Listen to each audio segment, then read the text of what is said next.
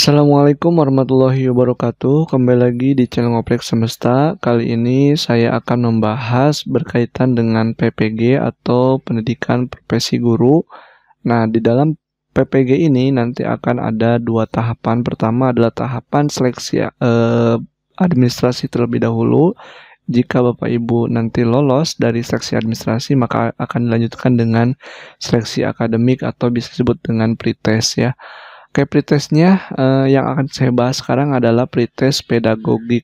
Tentunya untuk semua mata pelajaran. Jadi Bapak Ibu, yang perlu ditegaskan di sini adalah saya bukan untuk mengajarkan Bapak Ibu, namun ini adalah sharing atau latihan bersama-sama atau belajar bersama-sama. Kita akan belajar, kita bahas mengenai soal yang berkaitan dengan pedagogik dan tentunya ini sekali lagi bukan prediksi atau apapun itu, ini hanya sekedar latihan soal untuk menuju persiapan nanti pretest ya. Saya doakan Bapak Ibu bisa lolos untuk tahap seleksi administrasi, kemudian lolos nanti di seleksi akademiknya. Oke, kita langsung saja ke pembahasan soal yang pertama. Nah, di soal yang pertama ini, pertama ada seorang siswa diminta untuk mengidentifikasi masalah yang mereka hadapi. Lalu masalah itu didiskusikan dalam kelompok untuk mendapatkan solusinya. Ilustrasi ini berkaitan dengan perkembangan A. Kemampuan kognitif, B. Kemampuan interaksional, C. Kemampuan integrasi diri, atau D. Kemampuan komunikatif. Nah, jawaban untuk soal ini adalah yaitu yang A ya Bapak Ibu, yaitu kemampuan kognitif.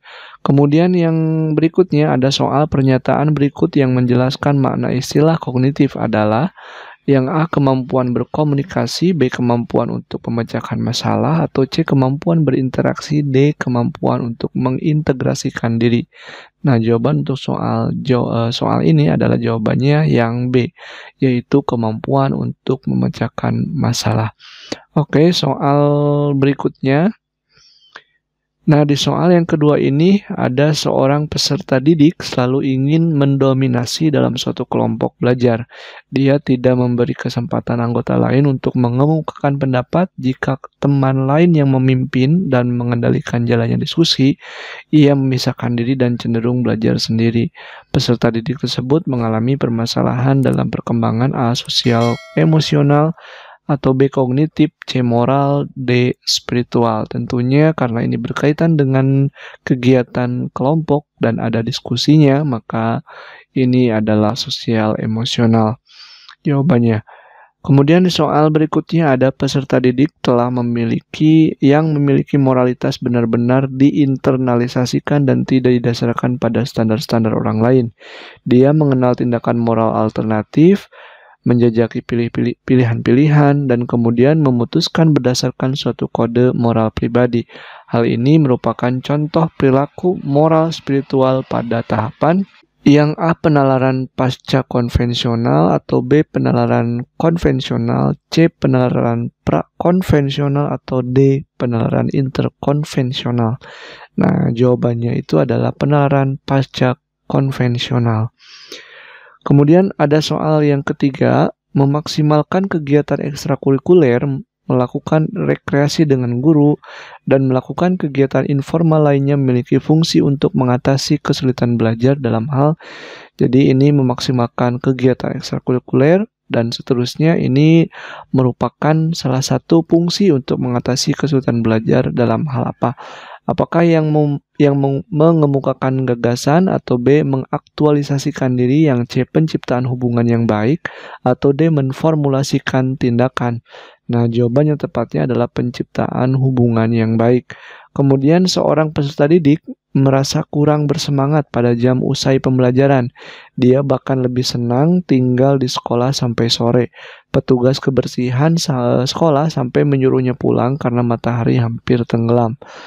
Peserta didik tersebut dicurigai memiliki hambatan pengembangan potensi berupa faktor A. Intelijensi dan kognitif, atau B. Budaya dan pembiasaan, C. Keluarga dan lingkungan masyarakat, atau D. Emosional dan kepribadian. Tentunya jawabannya adalah keluarga dan lingkungan masyarakat. Soal yang nomor 4, ada seorang peserta didik mampu mendengarkan informasi yang disampaikan oleh guru, tetapi pada saat ditanya ia tidak mengerti apa yang ia dengar. Peserta didik tersebut mengalami kesulitan atau gangguan belajar dalam hal yang A. Kesulitan akademis, B. Simbolik, non-simbolik, atau D. Sosial. Dan jawabannya adalah gangguan simbolik. Oke, soal berikutnya ada perbedaan antara konseling dan wawancara terletak pada maksud dan tujuannya. Tujuan konseling itu adalah yang A. membantu siswa agar dapat memecahkan masalah pribadinya, atau B. membantu siswa agar dapat melakukan penyesuaian diri dengan lingkungannya, membantu siswa, yang C. membantu siswa agar dapat mengatasi kesulitan belajar, atau yang D. membantu siswa agar memperoleh informasi tertentu. Nah, tujuan konseling itu adalah membantu siswa agar dapat mengatasi kesulitan belajar. Di soal nomor 5 ada teori yang memandang belajar sebagai hasil dari pembentukan hubungan antara rangsangan dari luar atau stimulus dan balasan dari siswa atau respons yang dapat diamati. Semakin sering hubungan antara rangsangan dan balasan terjadi, maka akan semakin kuatlah hubungan keduanya. Teori belajar yang dimaksud adalah behaviorisme, humanistik, sibernetik, atau konstruktivisme. Nah, tentunya kalau ada stimulus dan respons itu behaviorisme. Di soal berikutnya ada di dalam proses pembelajaran, para siswa dihadapkan dengan situasi di mana ia bebas untuk mengumpulkan data, membuat dugaan, mencoba-coba, mencari dan menemukan keteraturan, menggeneralisasi atau menyusun rumus beserta bentuk umum, membuktikan benar tidaknya dugaan itu. Hal ini merupakan penerapan teori belajar sibernetik, humanistik, behaviorisme, atau konstruktivisme. Tentunya ini jawabannya adalah konstruktivisme. Kemudian menurut teori ini, soal nomor 6, menurut teori ini peranan guru dalam pembelajaran adalah sebagai fasilitator, motivator, dan memberikan kesadaran mengenai makna kehidupan pada siswa. Teori belajar ini berusaha memahami perilaku belajar dari sudut pandang pelakunya, bukan dari sudut pandang pengamatnya. Teori belajar ini adalah A. humanistik, B. konstruktivisme, C. kognitivisme, atau D. nativisme. Tentunya jawabannya adalah humanistik. Pada masa kini, siswa dituntut untuk dapat belajar setiap saat dan bisa terjadi dimanapun. Hal ini terjadi karena kemajuan teknologi yang memungkinkan belajar jarak jauh dalam jaringan atau online. Pernyataan di atas jalan dengan teori belajar sibernetik, konstruktivisme, behavior, atau kognitivisme. Ya, tentunya ini jawabannya yang A ya, yaitu sibernetik. Pendapat yang menyatakan ini soal nomor 7, pendapat yang menyatakan bahwa pengetahuan atau pengalaman yang baru dapat terkait dengan pengetahuan lama yang sudah ada di dalam struktur kognitif seseorang adalah teori belajar dari behavior, konstruktivis, atau kognitivisme, atau yang D, sibernetik. Tentunya jawabannya adalah kognitif ya. Kemudian soal berikutnya ada tujuan pembelajaran yang menggambarkan proses dan hasil belajar yang diharapkan dicapai oleh peserta didik sesuai dengan kompetensinya dimuat dalam silabus, RPP, silabus dan RPP atau SKL. Ini tentunya yang B ya, yaitu RPP. Soal nomor 8, salah satu prinsip dalam penyusunan rencana pelaksanaan pembelajaran atau RPP adalah A. materi atau bahan ajar berbasis kompetensi, B. pembelajaran dirancang dengan berpusat pada peserta didik, C. RPP bersumber dari silabus, dan D. alokasi waktu sesuai dengan jadwal pada setiap satuan pendidikan. Tentunya kalau RPP itu disusun untuk memenuhi salah satu prinsip dalam penyusunan RPP itu adalah yang B ya, pembelajaran dirancang dengan berpusat pada peserta didik. Soal berikutnya ada perhatikan beberapa komponen dari RPP untuk mata pelajaran Bahasa Indonesia adalah sebagai berikut. 1. Kompetensi dasar mengenal kegiatan bermusyawarah. Kemudian indikatornya adalah menyebutkan 2 ciri kegiatan bermusyawarah. Yang ketiga, tujuan pembelajaran. Setelah melaksanakan pemilihan ketua kelas, siswa dapat menyebutkan 2 ciri kegiatan musyawarah dengan benar. Berdasarkan komponen-komponen RPP tersebut, prinsip yang digunakan adalah A. Memberikan umpan balik dan tindak lanjut. B. Mendorong partisipasi aktif peserta didik. C. Memperhatikan perbedaan individu peserta didik. Atau D. Keterkaitan dan keterpaduan. Nah, tentunya jawabannya yang D ya, Bapak Ibu. Kita lanjutkan ke soal nomor 9. Benyamin S. Bloom mengembangkan ranah kognitif dengan urutan berikut. Ini berarti yang benar menurut Benyamin S. Bloom ya, yang tentang ranah kognitif. A. Ingatan, pemahaman, analisis, aplikasi, sintesis, dan evaluasi. Atau B. Ingatan, pemahaman, aplikasi, analisis, sintesis, dan evaluasi. Yang C. Ingatan, pemahaman, sintesis, aplikasi, analisis, dan evaluasi. Atau D. Ingatan, pemahaman, analisis, aplikasi, evaluasi, dan sintesis. Tentunya jawabannya adalah yang B, yaitu adalah ingatan, pemahaman. Jadi mengingat, memahami, kemudian mengaplikasikan, kemudian dianalisis, kemudian disintesis, dan dievaluasi.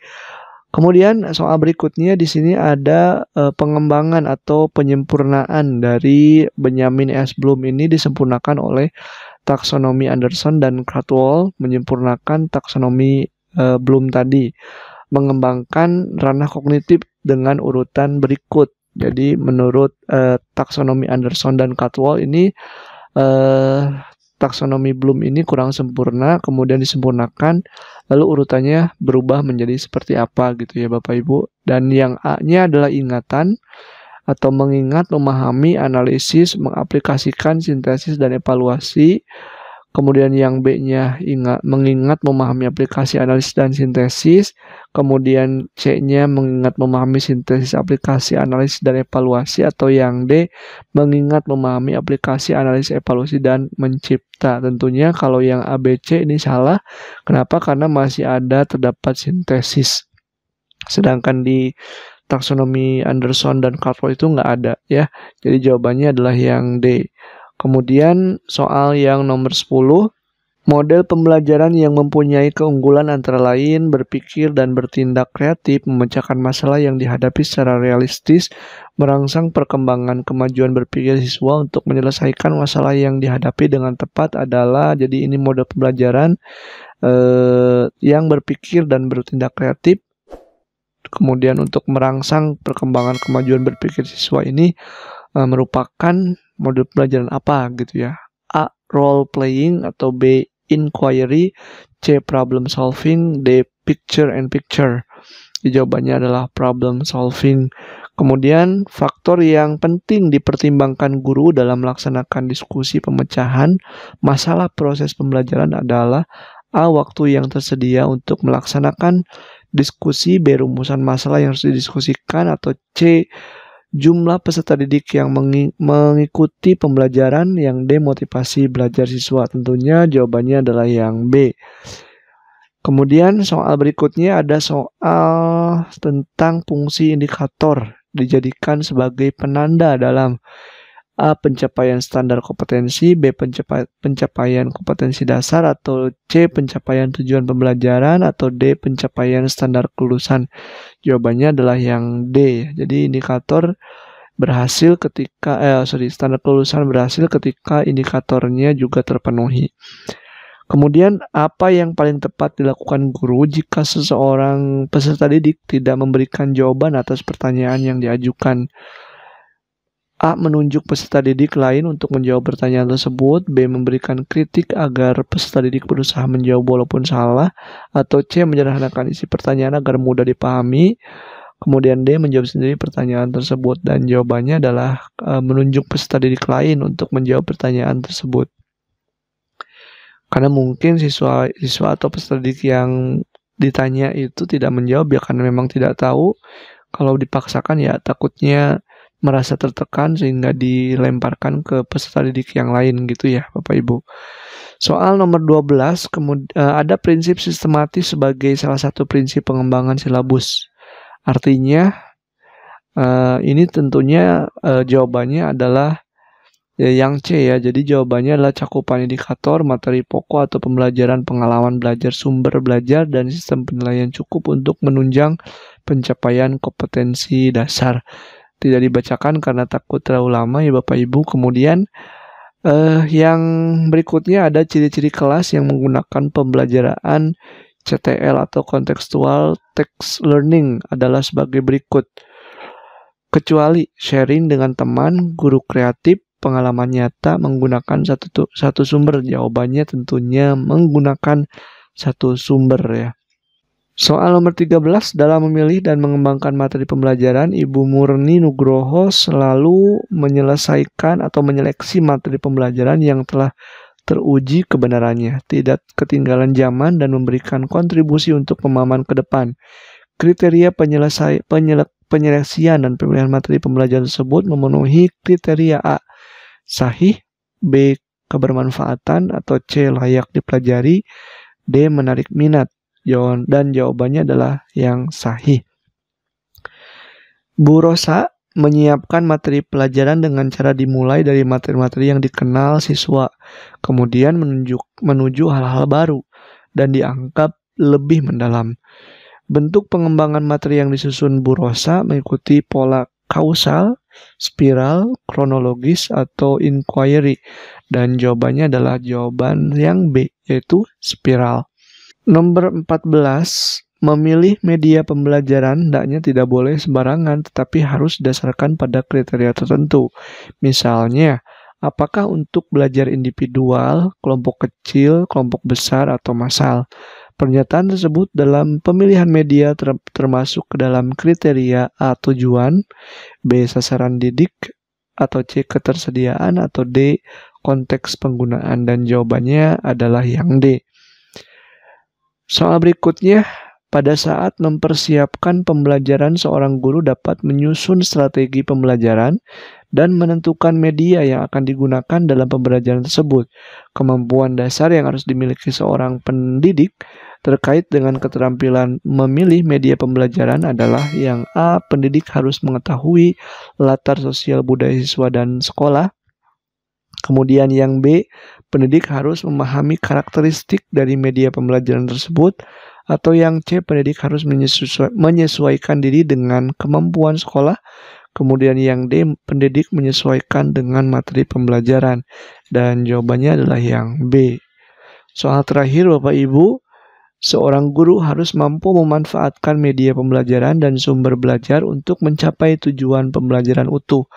Pernyataan berikut yang benar terkait dengan media pembelajaran adalah media pembelajaran yang paling baik adalah media yang berbasis teknologi informasi dan komunikasi atau TIK.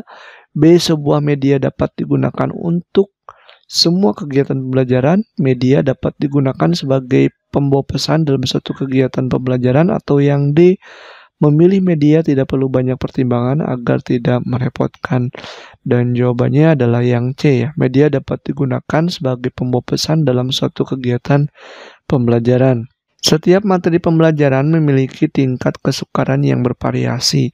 Untuk memudahkan peserta didik memahami materi yang memiliki tingkat kesukaran tinggi, guru sering memanfaatkan media pembelajaran, misalnya media gambar atau tayangan video yang berisi sistem peredaran darah.